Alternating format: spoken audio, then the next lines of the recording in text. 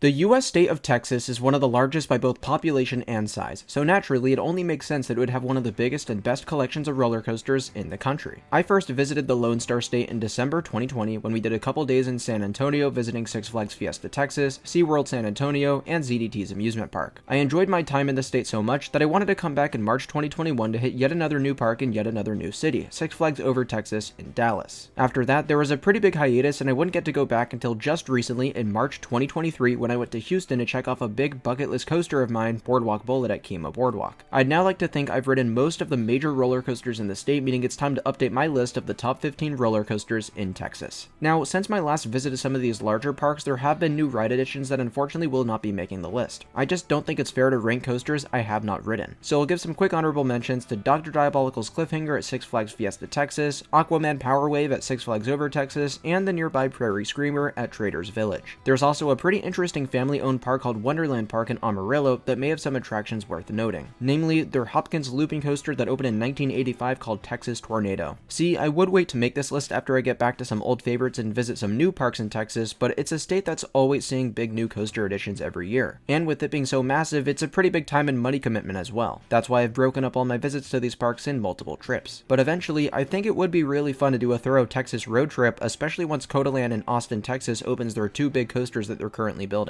This includes Palindrome, a Gerstlauer Infinity coaster, and Circuit Breaker, a Vekoma Tilt coaster. Both of those should be opened by next year, so maybe 2024 will be the year I make Texas a priority. But for now, I hope you enjoy my updated list that'll soon be outdated once more. These are the top 15 roller coasters in Texas. Number 15, Iron Shark at Galveston Island Historic Pleasure Pier. As a part of my one-day trip to Houston recently, I was able to throw in a few fun stops in addition to Boardwalk Bullet. Easily one of my favorites was the famous Galveston Pleasure Pier to try out a new Gerstlauer layout I had never experienced. Iron Shark is a Eurofighter coaster with a short but satisfying ride course. It's got your typical beyond vertical drop that you can expect from a Gerstlauer, as well as 3 inversions and some really fun banking. By far one of my favorite things about this ride was its setting right over the waters of the Gulf of Mexico. Overall, Iron Shark was a really good quality coaster, I just wish it were a bit longer. Number 14, Wave Breaker the Rescue Coaster at SeaWorld San Antonio. A ride that often gets left in the dust is this unassuming family launch coaster by Intamin. I think a lot of roller coaster enthusiasts unfairly go into this ride with expectations it'll be more intense than it actually is. Perhaps that's why many express disappointment after riding Wave Breaker. For me, after hearing all of these negative reviews, I got off this coaster thoroughly impressed. Sure, it's not very intense or crazy, but for what it's trying to achieve, which is being a nice, smooth family coaster, I believe it does a great job at it. The 2 tire-propelled launches have a little bit of kick to them, the turns and transitions are all quite fluid, and the setting over the water only adds to the overall experience. Number 13, Poltergeist at Six Flags Fiesta Texas. Premier Ride's Spaghetti Bowl model is one I've always really enjoyed. I've now ridden all 4 that exist around the country, which include both Flight of Fears at Kings Island and Kings Dominion, Joker's Jinx at Six Flags America, and this one at Six Flags Fiesta Texas, which is my favorite. Not only do I find this one to run the fastest, but it's actually got some pretty sweet theming now. I haven't ridden this coaster since 2020 before it got all these theming upgrades and a new paint scheme, so I'm sure I'd like it even more than I did before. Also, heads up, if you're not great with intense rides, this thing could make you feel pretty iffy as it did for me, and I'm usually just fine at handling forceful coasters. Number 12, Shockwave at Six Flags Over Texas. This is going to be my first unpopular take of this list, because many would rank Shockwave so much higher. The Schwarzkopf looping coaster opened in 1978 and is made out by some to be the best ride in the park. Though I strongly disagree with that opinion, Shockwave is a fun ride, hence why it made the list. It has 2 back-to-back vertical loops, which is an extremely intense moment. Whenever a Schwarzkopf has a single loop, you know it'll be intense, let alone 2 in a row. After that, Shockwave throws in some pretty interesting straight drops that many argue give outstanding ejector airtime. Me personally, I think they're fun, but not the most comfortable. I think with the re-ride, I might like this coaster more than I currently do, but as of now, I can't see myself placing it any higher on my list. Number 11, Batman the Ride Clones. I decided to lump 3 rides into one spot here because they are all more or less the same. Batman clones are identical inverted coasters manufactured by Bolliger and Mabiard, and there's a reason the layout has been replicated so many times. 2 of the state's 3 Batmans are located in San Antonio, which is odd to begin with, but even weirder when you consider that neither are called Batman. Six Flags Fiesta Texas's is called Goliath, which is a pretty dumb name considering there are several coasters at this park that are much bigger. It's still a great ride, but just an observation. Then SeaWorld San Antonio has one called Great White, which was actually the first major roller coaster the SeaWorld company ever installed. And then lastly, Six Flags Over Texas has a Batman clone appropriately called Batman the Ride, though I didn't get the chance to ride this one during my visit to the park. Assuming it rides similarly to the others, which I'm sure it does because all 6 Batman clones I've done so far have felt more or less the same, I believe 11 is a pretty accurate placement for this ride model. Number 10, Titan at Six Flags Over Texas. Back at my home Six Flags park, Magic Mountain, we have a Giovanella hypercoaster called Goliath that I I think is pretty lame. Here at Six Flags Over Texas, there's an almost identical attraction called Titan that I got off liking so much more. Now, this ride does have an additional double helix that its sister coaster lacks, and I do consider that to be the best part of the ride. But there were other elements that I appreciated more on Titan, and I can't quite put my finger on why. Stat-wise, these rides are absolute beasts. Titan is 245 feet tall with a 255-foot drop and max speeds of up to 85 miles per hour. I do consider the layout lacking because the drops are too shallow to really showcase any strong airtime or other forces, but it's still a smooth, fun ride that I'll gladly check out again when I get back to the park. Number 9, Switchback at ZDT's Amusement Park. This little family entertainment center located in Seguin, Texas, sort of in between San Antonio and Austin, made a name for themselves in 2015 when they crammed in this spectacular Gravity Group wooden roller coaster. The limited amount of room they had to work with actually turned out to be a blessing in disguise because this ride has some intense compact elements and a really cool vertical spike. Switchback is the only shuttle wooden coaster in the world, meaning it takes all of its elements forwards and backwards. Despite being only 64 feet tall, it's a feisty little ride and I think the whole family will really enjoy it. Number 8, Steel Eel at SeaWorld San Antonio. Morgan Manufacturing was known for building pretty lackluster hypercoasters before they went defunct in 2001, but there had been a few exceptions and Steel Eel was definitely one of them. Interestingly, this coaster wouldn't even reach 200 feet, it's actually a mega coaster that stands 150 feet tall. However, it doesn't need that extra height because it packs in a nice long layout with great airtime moments. Steel Eel provides some of the most unique airtime I've ever felt, and I always describe it to be flojector. Not flojector as in the strength of the airtime is somewhere in between floater and ejector, but flojector as in it's mostly floater airtime before transitioning into ejector airtime on the way down. It can be a little uncomfortable as you slam down into your seat, but I appreciate the ride's display of power, and it's a must ride if you go to SeaWorld San Antonio. Number 7, Texas Stingray at SeaWorld San Antonio. I always go back and forth whether I like Steel Eel or Texas Stingray more, but today, looking back at Stingray, I think that's what I'll be siding with. This coaster opened in February 2020, right before all of the COVID craziness happened around the world. I say it's a miracle this coaster opened by then because I would have never ridden it if it had been delayed until 2022 like all of SeaWorld's other new rides. Manufactured by Great Coasters International, Texas Stingray has a super varied layout with large elements in the first half and low-to-the-ground, quicker-paced elements in the second half. It's not really that intense compared to other GCIs on this scale, but for what it is, I really enjoyed this attraction and I think it's got a pretty satisfying sequence of elements. Number 6, New Texas Giant at Six Flags Over Texas. A pretty big jump from Texas Stingray is the original roller coaster by Rocky Mountain Construction, which opened in 2011. New Texas Giant did become my least favorite RMC after riding it in 2021, but I can't deny that the manufacturer did a great job considering this was their first go at a coaster renovation. They did exactly what they set out to do, transforming an old rough wooden coaster, the original Texas Giant, into a smooth, crazier hybrid coaster. I do think RMC went on to build much more interesting layouts in the future, as New Texas Giant feels a little repetitive in the first half and a little slow in the second half. But you can still expect a great first drop and some fantastic airtime moments sprinkled throughout the ride. Number 5, Mr. Freeze at Six Flags Over Texas. Now, this is a bit of an interesting ranking because I rode this coaster in 2021 as Mr. Freeze Reverse Blast. This is what it's been known as since 2012 when it would launch backwards, go through some elements, rise up a giant spike, and then travel through all of its elements forwards. When it opened in 1998, it did the opposite, starting forwards and then going backwards halfway through the layout. In 2022, it was once again returned to just Mr. Freeze to pay homage to its original form. Not to worry though, you can still ride Mr. Freeze Reverse Blast at Six Flags St. Louis in Missouri. From what I've heard, Mr. Freeze is a little less exciting than Mr. Freeze Reverse Blast, so it's possible New Texas Giant could become my new favorite ride in the park with a repeat visit. What I can't imagine is Mr. Freeze in its new form falling down the list any more than that. Even if it's a little less good than I'm used to it being, I still believe I'll love this ride once I get back on it. Number 4, Superman Krypton Coaster at Six Flags Fiesta, Texas. Get ready because there's about to be a whole bunch of coasters from Six Flags Fiesta, Texas dominating the top of my list. Superman Krypton Coaster is a floorless coaster manufactured by Bolliger and Mabillard, and having ridden each and every floorless coaster they've built in the country, I think this is by far the best. Every time I've ridden this thing, I could not believe how powerful it was and how engaging it was. Superman doesn't just pull good forces, but it's got a really creative layout hopping on and off the park's quarry wall. And to really solidify its status as the best floorless coaster, it often runs without trim brakes, making the second half very intense. This coaster reminds me a lot of Goliath at Six Flags Over Georgia, which I think is by far the best B&M hypercoaster, even though most others don't think so. I feel exactly the same about Superman Krypton Coaster, and I don't see how any other floorless coaster could top it. Number 3, Wonder Woman Golden Lasso Coaster at Six Flags Fiesta, Texas. Rocky Mountain Construction had always been known for their iBox design before they unveiled a whole new coaster model in 2018 with the Raptor track. Wonder Woman Golden Lasso Coaster would be the first of these, and while there were a few aspects about the ride that I'm not crazy about, it's generally a massive success. Let me quickly get the negatives out of the way because there are so many more positives to talk about. The restraints on this ride are super tight and uncomfortable, and the coaster doesn't track the smoothest, offering a little bit of a shaky ride. Now let's get on to the good. This thing is psychotically intense, has some of the most relentless pacing on any ride in the world, and has a great variety of elements. It is super short with only 1,800 feet of track, but it has not a single wasted element, which is why I absolutely love this coaster. Number 2, Boardwalk Bullet at Kemah Boardwalk. This ride had been at the top of my bucket list for years before I finally got to ride it earlier this year. Boardwalk Bullet is a pretty difficult ride to get on since it's located all the way out in Houston, far away from any major amusement park, and the ride suffers from an obnoxious amount of downtime. But I'd still consider it worth it to travel out here and ride it because it's one of the best wooden roller coasters in the world. Boardwalk Bullet opened in 2007 and has held onto a pretty impressive coaster record ever since. With over 3,200 feet of track, Boardwalk Bullet is by no means a short ride, yet it's built into just 1 acre of space. This is the most statistically compact wooden roller coaster in the world with 42 crossover sections. These are moments where the track crosses over or under previous track segments. Like with Switchback, which is also a gravity group coaster, these constraints only made the ride better and more unique. These two rides sum up exactly the reason Gravity Group is my favorite wooden roller coaster manufacturer out there. But that only leaves one ride, and that's number 1, Iron Rattler at Six Flags Fiesta, Texas. There was no doubt in my mind that Iron Rattler would turn out to be the best roller coaster in Texas. It was only the second coaster ever built by Rocky Mountain Construction, the first being New Texas Giant, and it's amazing just how much better they did on their second go. It incorporates great qualities prevalent in other RMCs and great qualities prevalent in other coasters at this park. It has airtime hills and inversions coming on and off the quarry wall boxing in the park, and this makes for such a unique ride experience with some truly outstanding moments. Iron Rattler is a fantastic coaster, and I hope all of you get the chance to experience it. With that being said, that's going to do it for my ranking of the top 15 roller coasters in Texas. Let me know what your favorites are in the comment section below, and if any of these rides are on your bucket list. If you enjoyed the video, please consider giving me a like and subscribing to the channel for more content like this in the future. Thank you all so much for watching, and I'll see you all very soon.